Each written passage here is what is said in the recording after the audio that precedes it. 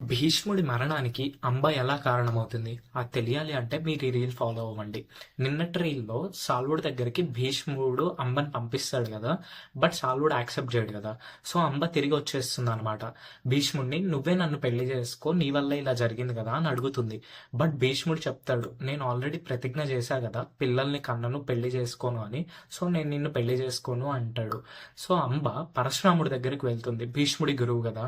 అప్పుడు పరశురాముడు "సరే నేను నీకు హెల్ప్ చేస్తా" అని భీష్ముడి దగ్గరికి వస్తారనమాట.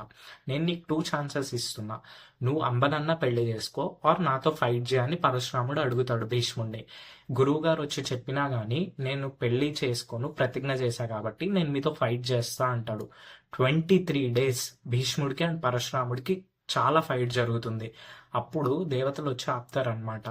ఎందుకంటే భీష్ముడు స్వచ్ఛంద మరణం అనే వరం ఉంది. తను కోరుకుంటే గాని చనిపోడు.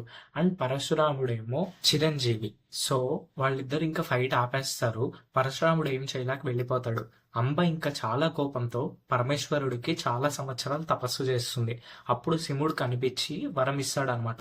వచ్చే జన్మలో నీ వల్ల భీష్ముడు చనిపోతాడు అని. అంబ అలా ప్రతిజ్ఞ చేసి వెళ్తుంది. నీ మరణానికి నేనే కారణమవుతాను అని. సో ఇది అంబా స్టోరీ అనమాట.